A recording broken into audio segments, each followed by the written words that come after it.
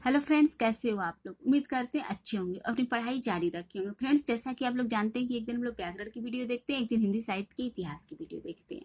आज हम लोग व्याकरण की वीडियो देखेंगे, उसमें हम लोग समास पढ़ेंगे। तो आइए पढ़ते हैं। समास का शाब्दिक अर्थ। समास का शाब्दिक अर्थ होता है संक्षिप्त करना, अर्थात समास संक्षिप्त करने की एक प्रक्रिया है। समास दो शब्दों से मेल से बना है, सम धन आस। सम का अर्थ होता है पास या परस्पर। आस का अर्थ होता है बैठाना।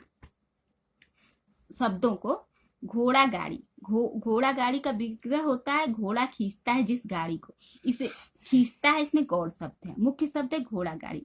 इसी मुख्य शब्द को पास पास बैठाने की विधि समास है।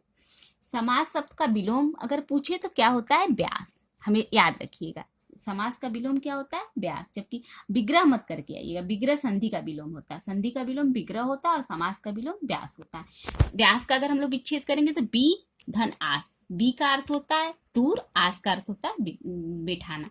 जहां सम का अर्थ पास हुआ वहां बी का अर्थ हुआ दूर, यहाँ समास का विलोम व्यास हुआ। याद रखिएगा। समास की परिभाषा देखते हैं। दो या दो से अधिक शब्दों के मेल से नए शब्द बनाने की क्रिया को समास कहते हैं। क्या समास की परिभाषा हुई, परस्पर संबंध रखने वाले दो या दो से अधिक शब्दों के मेल को समास कहते हैं। आइए एक साधारण शब्द में इसकी परिभाषा समझते हैं। दो पदों में प्रयुक्त विभक्ति योजक अव्यय पदों को हटाकर उन्हें पास पास लिख देना समास कहलाता है।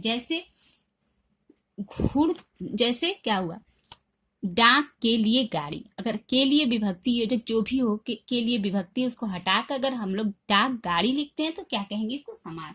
जैसे घोड़ों की दौड़, इसमें की हटाकर घुड़दौड़, तो क्या हुआ, समास हुआ। इस तरह आप लोग समास की परिभाषा समझ गए होंगे।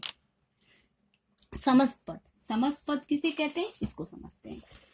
समास रचना में दो या दो से अधिक पद होते हैं। पहले पद को पूर्व पद कहते हैं और दूसरे पद को उत्तर पद कहते हैं। जैसे घुड़दौड़, घुड़ दौड़, कितने पद हैं, दो पद, एक पद दो पद। पहले पद को प्रथम पद कहते हैं, दूसरे पद को द्वितीय। इसको पूर्व पद भी कहते हैं, इसको उत्तर पद कहते हैं। प्रथम पद को पूर्व पद कहते हैं और द्वितीय पद को उत्तर पद कहते हैं। इन दोनों पदों के मेल से जो नया शब्द बनता है उसे समासिक पद कहते हैं। जो ये घुड़दौड़ बना इसको क्या कहते हैं, समासिक पद कहते हैं। समास विग्रह। समास विग्रह किसको कहते हैं, जब समस्त पद के सभी पद अलग अलग किए जाते हैं तो उसे समास विग्रह कहते हैं। क्या हुआ, जब सामासिक पद को अलग अलग करना हो और आपसी संबंध को स्पष्ट करना समास विग्रह कहते हैं। जैसे घोड़े की दौड़, घुड़दौड़ को क्या हुआ, घोड़े की दौड़। या समाचार पत्र को क्या करेंगे, अगर इसको विग्रह करेंगे, समाचार के लिए पत्र, तो ये क्या हुआ, सामासिक विग्रह हुआ, सामासिक विग्रह हुआ। जैसे देशभक्ति, देश के लिए भक्ति, तो क्या कहेंगे, समास विग्रह कहेंगे। अब समास के भेद, आइए इसको देखते हैं। समास के कितने भेद होते हैं। समास के वैसे तो 6 भेद माने जाते हैं, लेकिन अगर पदों की प्रधानता के आधार पर समास के 4 भेद होते हैं। कौन कौन से, अव्ययी भाव समास, तत्पुरुष समास, द्वंद्व समास, बहुब्रीहि समास। पदों की प्रधानता के आधार पर समास के 4 भेद होते हैं। कभी कभी हम लोग से प्रश्न क्या पूछ देता है, किसमें प्रथम पद प्रधान होता है, किसमें द्वितीय पद प्रधान होता है, किस समास में दोनों पद प्रधान होता है। तो इसको हम लोग को याद करने के लिए साधारण सा नियम है। अव्यय, प्रथम समाज क्या है, पहला समाज अव्ययी भाव समाज। इसमें कौन सा पद प्रधान होता है, प्रथम पद प्रधान होता है। अव्ययी भाव समाज में प्रथम पद प्रधान होता है। दूसरा समाज तत्पुरुष समाज, तत्पुरुष समाज में कौन सा पद प्रधान होता है, दूसरा पद प्रधान होता है। याद हो गया, अव्ययी भाव समाज में प्रथम पद प्रधान होता है, तत्पुरुष समाज में दूसरा पद प्रधान होता है। इसके बाद द्वंद्व समाज, द्वंद्व समाज में दोनों पद प्रधान होता है। क्या हुआ, जैसा कि नाम से ही स्पष्ट, द्वंद्व समाज, द्वंद्व से दोनों पद प्रधान होता है। याद कर लीजिएगा। इसी तरह से चौथा नेक्स्ट समास है बहुब्रीहि समास। बहुब्रीहि समास में दोनों पद अप्रधान होता है, मतलब इसमें कोई पद प्रधान नहीं होता है। और तत्पुरुष समास के ही 2 भेद हैं, कर्मधारय समास और द्विगु समाज, ये तत्पुरुष समाज के भेद माने जाते हैं। तो तत्पुरुष समाज में क्या है, दूसरा पद प्रधान है, तो यहाँ भी इन दोनों में जब इसी का भेद है तो कर्मधारय समाज में भी दूसरा पद प्रधान होगा और द्विगु समाज में दूसरा पद प्रधान होगा, क्योंकि ये तत्पुरुष समाज के भेद है। इस तरह आप लोग इतना तो याद हो गया होगा कि अव्ययी भाव समाज प्रथम पद प्रधान, तत्पुरुष समाज तृतीय पद प्रधान, द्वंद्व समाज दोनों पद प्रधान, बहुब्रीहि समाज दोनों पद अप्रधान, मतलब दोनों पद में से कोई पद प्रधान न हो, और कर्मधारय समाज और द्विगु समाज, ये दोनों समाज तत्पुरुष समाज के ही भेद है। तो तत्पुरुष समाज में दूसरा पद प्रधान है, तो इन दोनों में भी दूसरा पद प्रधान होगा। आइए अव्ययी भाव समाज, प्रथम समाज क्या था, अव्ययी भाव समाज, इसको समझते हैं। अव्ययी भाव समाज में इस समस्त पद में प्रथम पद अव्यय या उपसर्ग प्रधान हो तथा बाद वाला पद संज्ञा हो तो उसे क्या कहते हैं, अव्ययी भाव समाज कहते हैं।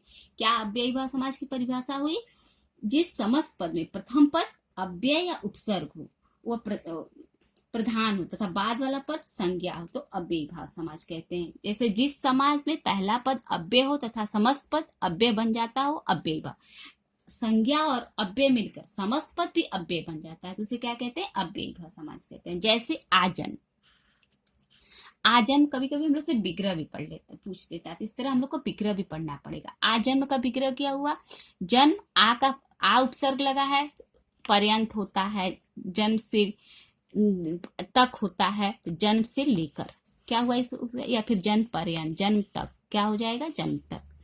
आमरण, आमरण का क्या हुआ, मरण, आ का उपसर्ग लगा है जिसका अर्थ क्या होता है, तक तक, मरण तक। इस तरह यथाशक्ति,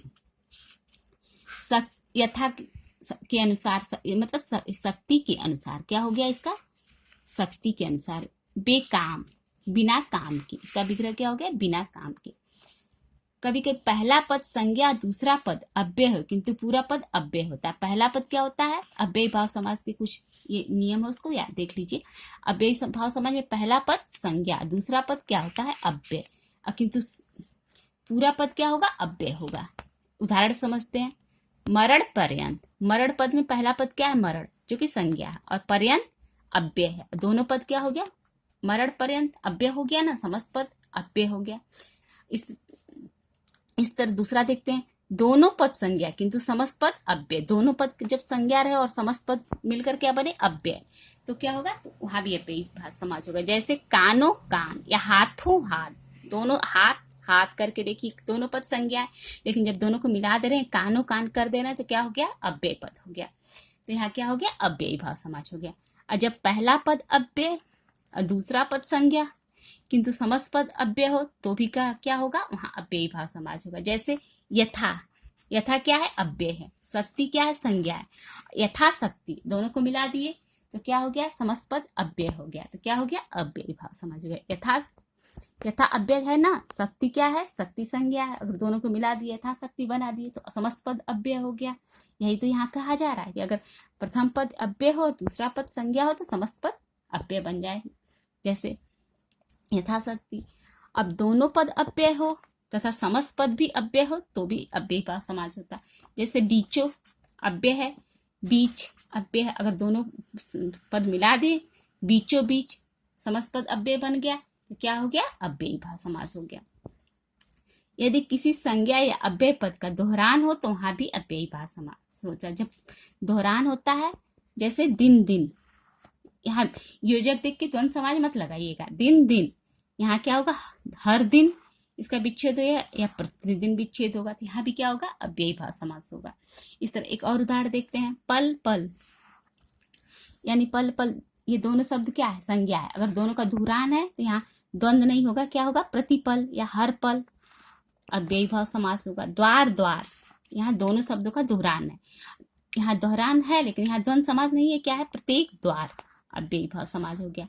समस्त शब्द अव्यय बन गया, क्या हो गया, अव्ययी भाव समास हो गया।